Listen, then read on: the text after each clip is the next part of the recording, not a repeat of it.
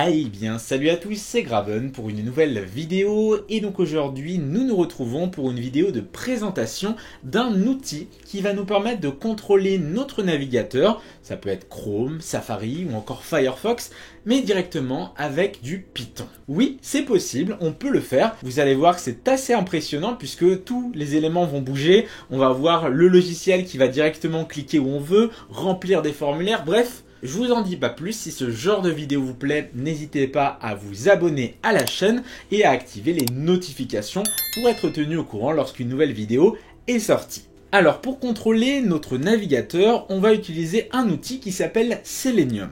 Donc pour cela, vous aurez dans la description un lien vers cette page, c'est le site de Selenium pour Python. Donc Selenium, c'est un outil, un module qu'on va installer en plus, qui va permettre de contrôler notre navigateur grâce à un WebDriver, on va rajouter en plus. Et ce WebDriver, en fait, on va lui donner les instructions à faire. Ça peut être va cliquer sur un bouton, récupère-moi telle information, ou même encore remplis ce formulaire. On peut faire vraiment beaucoup de choses, mais pour pouvoir s'en servir, il faut d'abord installer le module de Selenium en faisant cette commande. Donc vous allez utiliser votre outil favori. Pour ma part, je vais prendre Visual Studio Code, mais vous pouvez très bien le faire avec PyCharm. Et on va taper dans le terminal ici la commande pip install Selenium, comme ceci. Donc vous faites entrer et ça va vous installer cet outil. Bien, la deuxième étape, ça va être maintenant de télécharger un driver en fonction du navigateur qu'on souhaite contrôler. Donc on a ici Google Chrome, Edge, Firefox ou encore Safari. Pour ma part, je vais partir sur Chrome puisque c'est ce que j'utilise le plus au quotidien. On se rend sur cette page directement et on peut voir ici qu'on a plusieurs versions. Il va falloir choisir la bonne en fonction de notre version actuelle du navigateur. Si vous prenez la dernière version et que le navigateur n'est pas sur la dernière version, ça ne fonctionnera pas. Donc pour trouver cette fameuse version sur Chrome, on va aller dans les trois petits points, puis dans Aide et dans À propos de Google Chrome. Et là, on nous dit que c'est la version 88 qu'il va falloir télécharger. Donc je me rends sur la page en question et je vais télécharger ce Chrome Driver sur la version Windows. Vous choisissez ici le système d'exploitation adéquat. Ça m'ouvre le petit fichier zip et là, je vais pouvoir directement récupérer ce Chrome Driver.exe et l'intégrer à mon projet. À partir de là, vous avez fini la partie installation des prérequis. Comme le fichier chromedriver.exe se trouve dans le projet, pas besoin de définir de chemin absolu puisqu'il est à l'intérieur, il est à la racine. C'est ça qui est pratique. Donc on va pouvoir maintenant attaquer la deuxième partie de cette vidéo qui va être le code. Ça va pas être très compliqué. On va commencer tout bonnement par dire quel outil on veut utiliser dans Selenium. Donc on va faire un from Selenium pour déjà aller récupérer quelque chose depuis ce module. Et nous, ce qu'on veut récupérer, ce qu'on veut importer, ça s'appelle WebDriver. Donc c'est cet outil qui va permettre de faire le contrôle grâce au Chrome Driver. Un petit peu plus bas, on va maintenant pouvoir se créer une variable qui va contenir le navigateur. Donc je vais par exemple créer une variable pour déclencher le driver en faisant driver égale webdriver.chrome comme ceci. Et entre parenthèses, on va lui donner le lien pour accéder au chromedriver.exe. Donc je vais faire un executable path et je vais mettre ici mon chromedriver.exe. S'il est rangé dans un sous-dossier, vous devrez préciser ici ce chemin, c'est très important. Et juste en bas, on va pouvoir faire un coup de driver.get et c'est ici qu'on spécifiera sur quel site on veut se rendre. Donc moi, ce que je vous propose aujourd'hui, ça va être de vous rendre sur le site de Cubi. C'est un de mes partenaires sur lequel vous retrouvez des produits sur le thème du Raspberry, de l'Arduino et tout. Ils ne sponsorisent pas du tout la vidéo, hein, c'est juste un site pour l'exemple. Donc on va copier ici le lien du site et l'intégrer dans le get. Comme ça, lorsqu'on va déclencher le code, ça va nous ouvrir Chrome sur ce site directement.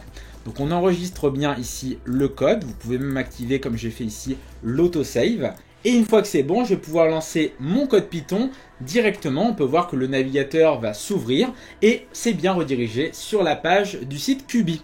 Donc ça fonctionne parfaitement. Mais là, vous allez me dire, ok Graven, c'est bien beau tout ça, on a réussi à ouvrir une page web avec le site en question, mais qu'est-ce qu'on peut faire de plus? Eh bien, on peut faire tout le code qui va permettre de contrôler ce navigateur comme si on était un utilisateur standard. C'est-à-dire que depuis le code, on va pouvoir dire, tu vas cliquer sur un bouton, tu vas me récupérer le prix qui est juste ici, ou encore tu vas pouvoir me remplir ce champ de texte pour la barre de recherche par exemple. C'est ça qui est pratique. Pour ce faire, on va retourner sur la documentation et là on a une partie Navigating qui va nous permettre de savoir comment interagir avec la page. On peut voir ici qu'on a plusieurs moyens de récupérer un élément. Par exemple, ici on récupère un élément par rapport à son identifiant. Vous savez, sur une page web, sur une page HTML, les éléments ont parfois des identifiants uniques. Et bien on va dire, cet identifiant unique, tu vas me récupérer l'élément dedans. Donc ce qu'on pourrait faire en premier lieu, c'est par exemple tenter de remplir la barre de recherche ici. Donc là, il va falloir récupérer la barre de recherche par rapport à son identifiant unique. Du coup, on va se créer une petite variable juste en dessous, search bar, qui va contenir notre barre de recherche. Et ce sera égal à mon driver, qui contrôle la page, .find element by ID. Entre parenthèses, entre guillemets, je vais mettre l'identifiant unique de ce composant barre de recherche. Donc c'est parti, on va cliquer dessus et on va inspecter l'élément directement pour voir quel est l'identifiant de ce composant. Donc là, si je clique dessus, inspecter, il va me dire sur le champ input, qui est un entrée de texte, que l'identifiant c'est Search Query Top. Donc si je le mets ici, ça va me permettre de contrôler ce composant précisément. Donc une fois que j'ai récupéré le composant par rapport à son identifiant, je vais faire search bar, point, et je vais par exemple faire un send keys qui va permettre d'envoyer l'instruction d'écrire du texte à l'intérieur. Par exemple, je vais chercher le mot Raspberry, comme ceci. Donc là, je vais pouvoir stopper le code courant et relancer mon script Python. Et ça va rouvrir à nouveau le navigateur sur le site de Cubi, bien évidemment. Donc ça, on peut le faire manuellement, ça pose pas de problème. Et derrière, on a bien la barre de recherche qui vient d'ajouter le mot Raspberry. Donc ça fonctionne parfaitement. Néanmoins, on aimerait bien que ça actionne directement le bouton pour rechercher les produits en lien avec ce mot-clé et que ça le fasse depuis le code Python. Pour ça, on va faire la même procédure. On va tenter d'inspecter le bouton pour déclencher la recherche avec l'outil d'inspection d'éléments et on peut voir qu'il n'a pas d'identifiant unique. Par contre, il a un nom et il a une classe, même plusieurs classes qui lui sont associées. On va retourner sur notre code Python et je vais tenter de récupérer le bouton pour lancer la recherche. Donc je vais créer une nouvelle variable qui va s'appeler search button qui sera égale à mon driver.findElement by class name et je vais lui donner la classe qui est précisée ici, c'est button-search. Button search comme ceci. Donc une fois que j'ai récupéré cet élément, je vais faire un coup de search button.click pour déclencher l'interaction. J'enregistre mon code et on va tenter de relancer tout de suite le code, donc on peut fermer ça. Et au bout de quelques instants, vous allez voir qu'il y aura la même chose. Donc on aura bien sûr le mot Raspberry et on peut voir que ça vient d'effectuer la recherche sur la catégorie et le mot-clé Raspberry. Donc ça fonctionne parfaitement. On sait maintenant comment remplir un champ de texte ou un formulaire et cliquer sur un bouton. On peut déjà faire plein de choses sur n'importe quel site. Maintenant, la troisième chose, ça va être de tenter de récupérer une série d'éléments. Par exemple, j'aimerais récupérer tous les noms des produits. Ok, je veux savoir quel est le nom de chacun des produits et le récupérer dans mon code. Donc pour ça, c'est très simple. On va tenter de récupérer ici, non pas un élément, mais plusieurs éléments. Donc on va récupérer tous les noms de produits, tous les titres, les intitulés. Pour ça, on va simplement faire une variable qui va s'appeler allTitle et qui sera égale à driver.findElements avec un S by class name à nouveau.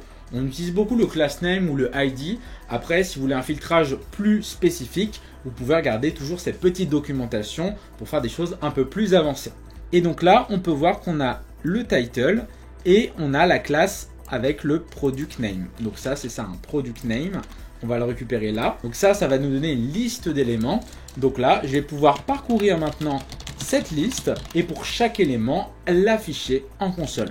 Donc je vais faire un for title in allTitle et faire un print de title.text. Si je mets print title tout court, ça va m'afficher le composant, le web element. Alors que moi, je veux la valeur associée à ce composant. Donc on referme à nouveau le navigateur et je vais relancer mon code Python. C'est parti, on attend que ça charge et que la barre de recherche s'enclenche avec le bon mot-clé directement.